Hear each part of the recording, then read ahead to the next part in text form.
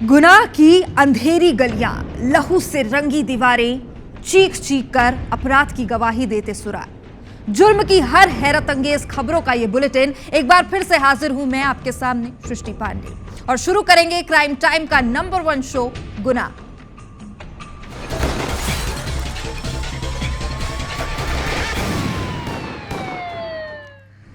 Bulletin की शुरुआत सबसे गंभीर और संजीदा खबर से। भिलाई वैसे तो छत्तीसगढ़ का सबसे कूल शहर कहा जाता है, लेकिन इस कूल सिटी के स्कूल में जो सनसनीखेज खबर सामने आई, उससे हर कोई दंग रह गया। लोगों में डर है, स्टूडेंट्स में खौफ है, लेकिन पुलिस चिल मोड पर नजर आती है। देखिए।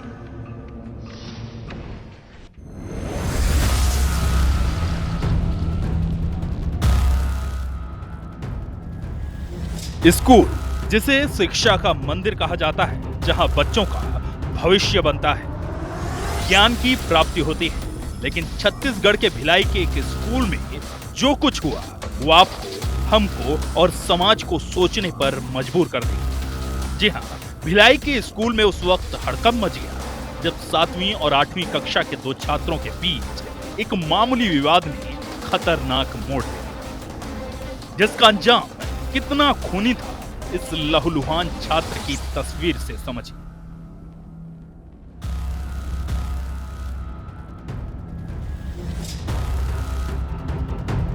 रोज की तरह स्कूल अपने समय से शुरू हुआ। बच्चों ने पढ़ाई की, लेकिन जब छुट्टी का वक्त आया तब स्कूल में हड़कंप मच गया। स्कूल की छुट्टी के बाद दो छात्रों में शुरू हुआ झगड़ा जल्द ही खतरनाक हिंसक हो गया। 7वीं कक्षा के एक छात्र ने अपने कुछ बाहरी दोस्तों को बुलाया, जिन्होंने 8वीं के छात्र पर हमला कर दिया। इस मारपीट के बीच एक छात्र अपने दोस्त को बचाने के लिए बीच बचाव करने पहुंचा, लेकिन हालात तब और बिगड़ गए जब इस छात्र पर किसी ने कटर से ताबड़तोड़ 3-4 वार कर दिए। हमले में छात्र की पीठ और सिर पर गंभीर चोटें आईं और खून बहने लगा। आसपास के लोगों ने तुरंत पुलिस को सूचना दी। वैशाली नगर पुलिस ने तुरंत मौके पर पहुंचकर घायल छात्र को अस्पताल में भर्ती कराया, जहां उसका इलाज चल रहा है। पुलिस ने मामला दर्ज कर लिया है और हमलावर छात्रों की तलाश शुरू कर दी है। थाना वैशाली नगर क्षेत्र के एक सरकारी स्कूल के सामने कुछ बच्चों के बीच में आपसी वाद विवाद में एवं झगड़े में इस घटना ने स्कूल प्रशासन और अभिभावकों के बीच चिंता बढ़ा दी है। लोग स्कूल में बच्चों की सुरक्षा और अनुशासन पर सवाल उठा रहे हैं। हालांकि वैशाली नगर पुलिस ने यह भरोसा दिया है कि इस तरह की घटना आगे ना हो, इसके लिए जरूरी कदम उठाए जाएंगे। लेकिन हकीकत यह है कि इस तरह की वारदात अक्सर सुनने को मिलती है। ये गुनाह देश के भविष्य के साथ जुड़ा है। आखिर एक छोटी सी बात पर इस तरह की वारदात को अंजाम देने से पहले स्कूल के छात्र सोचते क्यों नहीं? कोमल धनेसर, IBC 24, भिलाई। अब खबर, अगर आप सब्जी मंडी या बाजार जाते हैं तो आपके लिए है। फ्रॉडगिरी और साइबर ठगी के मामले हर जगह से सामने आ रहे हैं। रायपुर पुलिस ने देश में पहली बार एक अलग तरह की ठगी का खुलासा किया। ये ठग मोबाइल चोरी कर ऑनलाइन पेमेंट ऐप के पासवर्ड को बड़े ही आसानी से क्रैक कर लेते थे। इसके बाद खून पसीने की कमाई कुछ ही देर में पार हो जाती थी।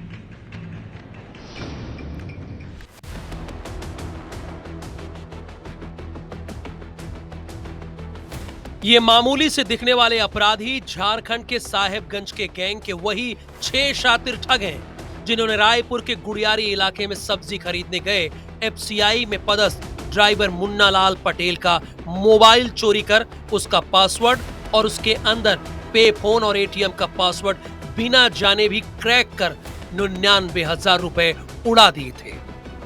मोबाइल फोन चोरी कर ऑनलाइन रकम निकालने की घटना से पुलिस भी दंग रह गई। जब जांच पड़ताल हुई तब इन लोगों को धर दबोचा गया। इस गैंग का खुलासा करने के लिए घटनास्थल और उसके आसपास लगे CCTV कैमरों के फुटेज खंगाले और मुखबिर भी लगाए गए।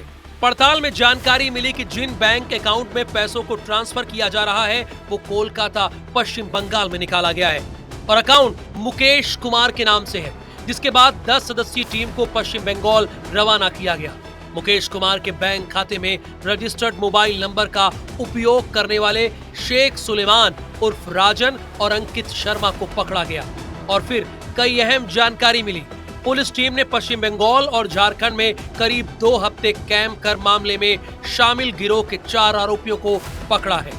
देश के कई राज्यों में घूम घूम करके मोबाइल जो बाज़ारों से मोबाइल चोरी करना और उस चोरी किए हुए मोबाइल के माध्यम से जो ग्राहक जो मोबाइल का धारक था उनके अकाउंट से पैसे को अपने अलग अकाउंट पर ट्रांजैक्शन करना या फिर उसको रकम को आहरित करने का एक गैंग, जिसमें साहेबगंज गैंग, झारखंड साहेबगंज गैंग के रूप में कहा जा सकता है।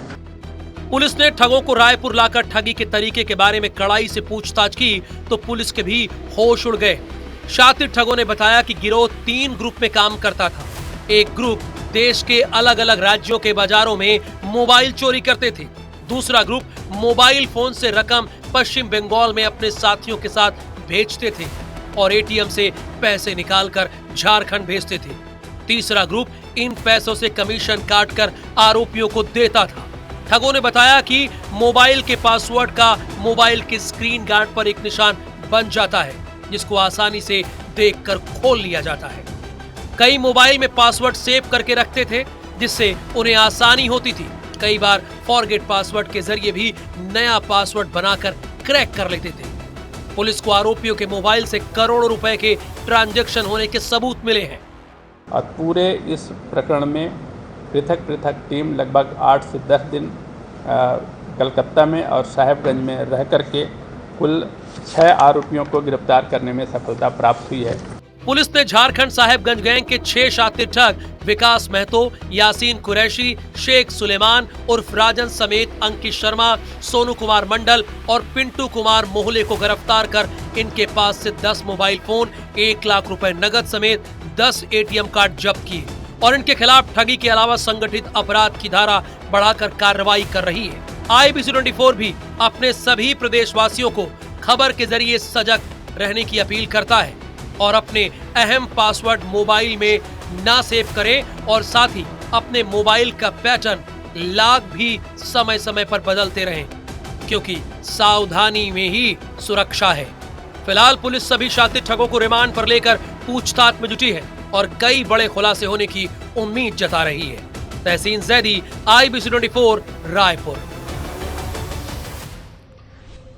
जशपुर में शादी का झांसा देकर युवती से दुष्कर्म जैसी शर्मनाक घटना को अंजाम देने वाले 2 आरोपियों को पुलिस ने गिरफ्तार कर जेल भेजा। पुलिस के मुताबिक पहले आरोपी अभिषेक ने युवती के साथ प्रेम संबंध बनाए, लड़की से शादी का वादा किया, उसके साथ सालों तक शारीरिक संबंध बनाए, लेकिन जब वो युवती 7 महीने की गर्भवती हो गई तो अभिषेक ने उससे शादी से इनकार कर दिया। दुख और प्यार में धोखा मिलते ही युवती टूट गई। एक भेड़िए ने उसका पीछा छोड़ा तो दूसरे आरोपी कपिल ने इसका फायदा उठाया। कपिल ने युवती से कहा कि उससे शादी करेगा, उस बच्चे को भी अपनाएगा। युवती झांसे में आ गई और कपिल उससे बहला फुसलाकर जंगल ले गया। वहां उसके साथ दुष्कर्म की घटना को अंजाम दिया। इसके बाद उसने भी शादी से इनकार कर दिया। महिला की शिकायत के बाद पुलिस ने आरोपी अभिषेक यादव और कपिल देव यादव को गिरफ्तार किया, न्यायिक रिमांड पर जेल भेजा। जशपुर जिले के सन्ना थाना क्षेत्र के अंतर्गत एक गांव से बालिग पीड़िता ने रिपोर्ट दर्ज कराया कि शादी का झांसा देकर 2 लड़कों के द्वारा अलग अलग समय पर उसके साथ दुष्कर्म किया गया और अब वो शादी करने से इनकार कर रहे हैं। मामला संवेदनशील था। पुलिस ने तत्काल संबंधित धारा का अपराध पंजीबद्ध कर इसे विवेचना में लिया है और आगे की जो वैधानिक कार्रवाई है, जैसे DNA टेस्ट वगैरह, ये सारी प्रक्रिया शुरू कर दी गई है। इन्हें न्यायिक रिमांड पर जेल भेजा गया है। मुरैना जिले के सबलगढ़ कस्बे में बदमाशों की खुलेआम गुंडागर्दी करते हुए वीडियो सोशल मीडिया पर वायरल हो रहा है। बदमाशों ने मौसम चूड़ी दुकान से संचालन दुकान में घुसकर मारपीट कर फायरिंग की। घटना CCTV कैमरे में कैद हुई और घटना की सूचना मिलते ही सबलगढ़ थाना पुलिस मौके पर पहुंची। CCTV के आधार पर आरोपियों की तलाश में जुट गई। आरोपी बाबा खान, शनी खान और उसके साथियों की तलाश जारी है। दाऊजी मार्केट में हुई इस वारदात में 1 दर्जन से ज्यादा हथियारबंद बदमाश शामिल थे, जो लाठी डंडों और हथियारों से लैस होकर दुकान पर हमला करने पहुंचे। बताया जा रहा है दोनों पक्षों में पुरानी रंजिश को लेकर पहले भी कई बार विवाद हुए हैं।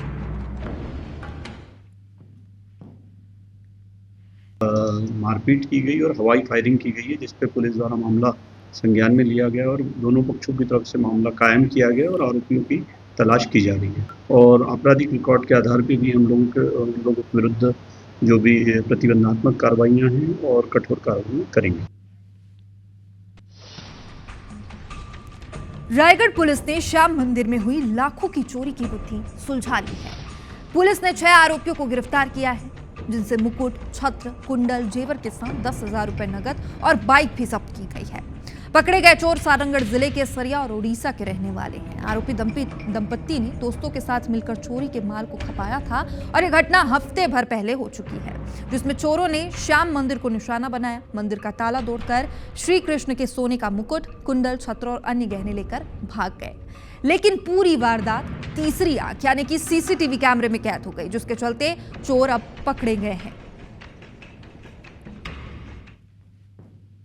पुलिस के द्वारा उसके आरोपियों को गिरफ्तार किया गया और उनसे 100% चोरी का मशरूका जो था, स्वर्ण आभूषण जो भगवान जी धारण किए थे, उसकी बरामदगी की गई है।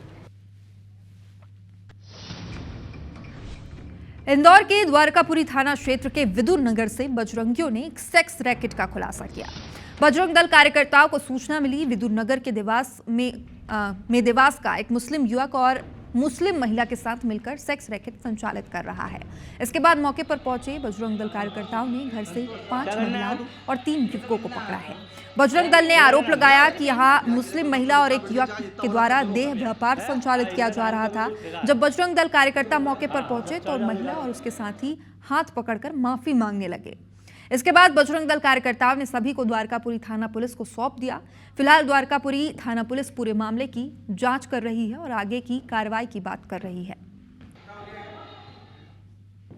का एक जो मकान था, माया सोनी और एक शाहरुख ने अनिल सोनी बनकर ये मकान लिया था और उसके बाद फिर वहाँ पर सेक्स रैकेट चल रहा था। तो मौके पर द्वारकापुरी पुलिस द्वारा पहुंचकर कार्रवाई की गई, जहाँ पर माया सोनी समेत 4 लोग मिले, 4 महिलाएं और पुरुष 3 पुरुष मिले, 2 पुरुष मिले, जिसमें शाहरुख और दूसरे एक अन्य व्यक्ति थे। तो तीनों को, 2 जो पुरुष और एक जो महिला माया सोनी, इनको अरेस्ट कर लिया गया है।